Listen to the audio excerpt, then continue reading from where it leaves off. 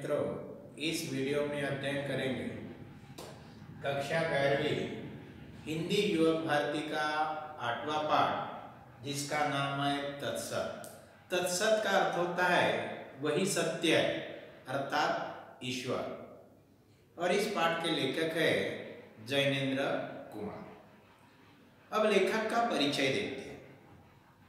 जैनेन्द्र कुमार जी का जन्म 2 जनवरी 1905 को अलीगढ़ उत्तर प्रदेश में हुआ। प्रारंभिक यानी शुरू की शिक्षा ऋषभ ब्रह्मचर्याश्रम हस्तिनापुर में हुई। उच्च शिक्षा यानी हायर एजुकेशन के लिए काशी हिंदू विश्वविद्यालय में प्रवेश लिया था, लेकिन 1920 में असहयोग आंदोलन में सहभागी होने के कारण शिक्षा छोड़ दी। विद्यार्थी मित्रों, उस समय भारत गुलाम था और भारत को स्वतंत्रता मिलाने के लिए अनेक आंदोलन छेड़े जा रहे थे। उसी में से एक आंदोलन था असहयोग आंदोलन, जो 1920 में शुरू हुआ था और उसमें लेखक जैनेन्द्र कुमार जी सहभागी हो गए और बीच में उन्हें शिक्षा छोड़नी पड़ी। आप हिंदी उपन्यास के इतिहास में मनोविश्लेषणात्मक परंपरा के प्रवर्तक माने जाते हैं। मनोविश्लेषणात्मक का अर्थ मन में उठने वाले विचारों का विश्लेषण करना। प्रवर्तक यानी किसी काम का आरंभ करने वाले, यानी हिंदी उपन्यास के इतिहास में मनोविश्लेषणात्मक परंपरा के प्रवर्तक माने जाते हैं। आपकी कहानियां किसी न किसी ऐसे मूल विचार तत्वों को जगाती है जो जीवन की समस्या को अंतःस्पर्शी गहराई में सोई रहती है। अंतःस्पर्शी का अर्थ बहुत अधिक गहराई से जीवन यापन करते समय जीवन से संबंधित एकाधिक जो समस्या गहराई तक जीवन से संबंधित रहती है, उसी समस्याओं को अपने साहित्य के माध्यम से लोगों के सामने लाने का प्रयास करते हैं। आप पद्म भूषण से सम्मानित है।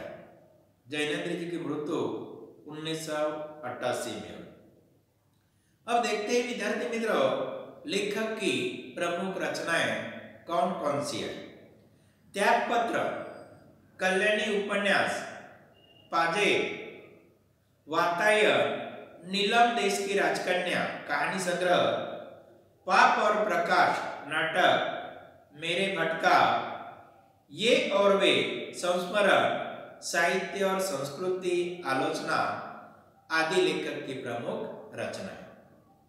अब तत्सत इस कहानी की विधा यानी भेद प्रकार है प्रतीकात्मक कहानी। अब देखते हैं प्रतीकात्मक कहानी किसे कहा जाता है। विधा परिचय। कहानी गद्य साहित्य की रोचक तथा अन्यतम विधा मानी जाती है। कहानी का जो समावेश है गद्य विभाग में किया जाता है और कहानी रोचक यानी मनोरंजन तथा अन्यतम विधा मानी जाती है। मानवीय संवेदना की अभिव्यक्ति, संवेदना यानी सहानुभूति, हमदर्दी, अभिव्यक्ति यानी स्पष्ट करना तथा जीवन के यथार्थ को प्रस्तुत कहानी में होता है। जीवन की जो सच्चाई है उस सच्चाई को कहानी के माध्यम से पाठकों के सामने प्रस्तुत की जाती है। मनोरंजन के साथ साथ किसी न किसी घटना का चित्रण करना कहानी की विशेषता है। कहानी की विशेषता है मनोरंजन। उसी के साथ साथ किसी प्रसंग का वर्णन भी करना कहानी की प्रमुख विशेषता है, खासियत है। जीवन की विभिन्न समस्या, उनके समाधानों को कहानियों में उजागर किया जाता है।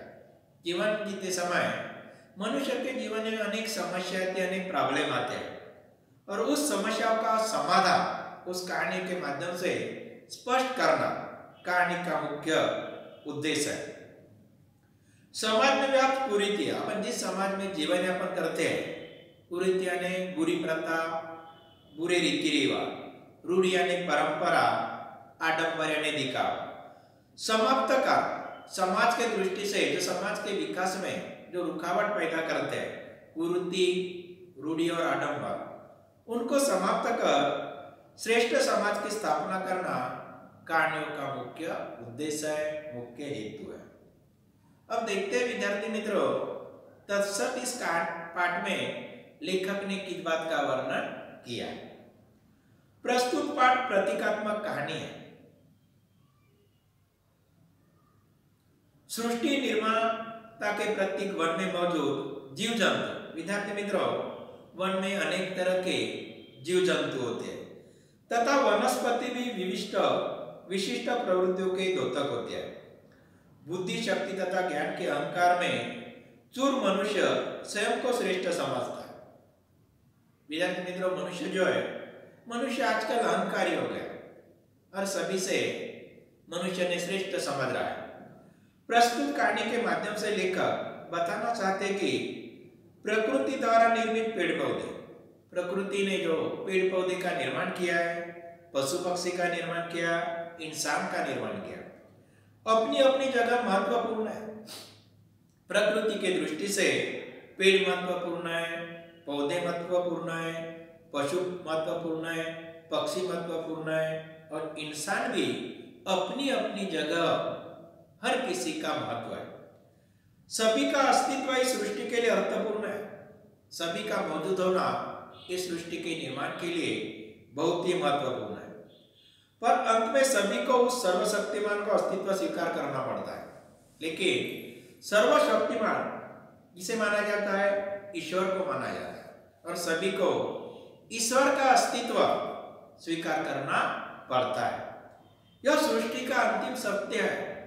यही संसार का, यही प्रकृति का अंतिम सत्य है। अब देखते हैं विद्यार्थी मित्रों, तत्सत इस कहानी के बारे में। एक गहन वन में दो शिकारी पहुंचे। गहन यानी बहुत घना, वन यानी जंगल। एक घने जंगल में दो शिकारी पहुंच गए। वे पुराने शिकारी थे और उन शिकारी को शिकार करने का काफी अनुभव था। वे पुराने शिकारी थे। शिकार की टोह में दूर दूर घूमे थे। टोह यानी खोज, और शिकार की खोज में वह काफी दूर दूर तक घूमे थे। लेकिन ऐसा घना जंगल उन्होंने नहीं मिला था। पुराने शिकारी होने की वजह से उन्हें काफी अनुभव था, लेकिन इतना घना जंगल आज तक उन्होंने नहीं देखा था। देखते ही जी में दहशत होती थी। जी यानी मन। इतना घना जंगल था कि उस जंगल को देखते ही मन में दहशत यानी भय उत्पन्न होता था। वहां बड़े पेड़ की छांव में उन्होंने वास किया। शिकार के खोज में घूमते घूमते वह थक गए और उसी जंगल के बड़े पेड़ की छांव में उन्होंने वास यानी विश्राम किया और आपस में बातें करने लगे। विश्राम किया और दोनों शिकारी आपस में बातें करना शुरू किया। एक ने कहा, ओह कैसा भयानक जंगल है। उसमें एक ने कहा, कितना भयानक जंगल है। दूसरे ने कहा, और कितना घना। कुछ देर बाद विश्राम करे वे शिकारी आगे बढ़ गए। कुछ समय तक विश्राम किया और विश्राम करने के उपरांत दोनों शिकारी शिकार की खोज में आगे बढ़ गए। उनके चले जाने पर पास के शीशम के पेड़ ने बल से कहा। पास में शीशम का जो पेड़ था, वो शीशम के पेड़ ने बड़ यानी बरगद का वृक्ष, शीशम का भी एक पेड़ है। शीशम के पेड़ ने बल से कहा। शीशम यानी विद्यार्थी मित्रों एक पेड़ है, लिखा है शीशम एक पेड़। शीशम के पेड़ ने बरगद, पेड़ यानी बरगद को कहा, बड़दादा अभी तुम्हारी छांव में कौन थे? शीशम के पेड़ ने बरगद के पेड़ के पूछा, आपके छांव में जो बैठे थे वे कौन थे? वे गए। बड़ ने कहा, हाँ गए, तुम उन्हें नहीं जानते हो?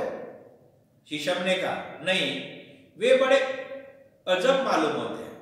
अजब यानी वो बड़े अलग तरह के मालूम होते थे। कौन थे दादा? पहले कभी नहीं देखा उन्हें। दादा ने कहा, जब छोटा था तब उन्हें देखा था। तब बड़ कहता था कि जब मैं छोटा था तब उन्हें देखा था। उन्हें आदमी कहते हैं, उन्हें इंसान कहते हैं, ऐसा बल ने शीशम को कहा।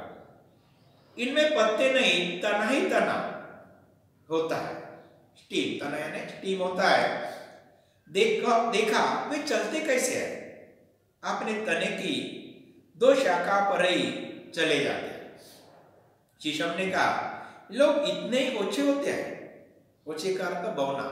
तब शीशम ने बड़ से पूछा, क्या वो इतने ही बौने होते, ऊंचे नहीं उठते? क्यों दादा? दादा ने कहा, हमारी तुम्हारी तरह इनमें जड़ें नहीं होती। तब बड़ ने शीशम से कहा कि हमारी तरह उन्हें जड़ें रूप नहीं होते। बड़े तो काहे पर, इस वजह से उनकी वृद्धि नहीं होती, इससे वो इधर उधर चलते रहते, ऊपर की ओर बढ़ना उन्हें नहीं आता। बिना जड़ न जाने वो जीते किस तरह? तब शीशम बड़ को पूछता है, उन्हें जड़ नहीं है तो वो किस तरह जीते हैं?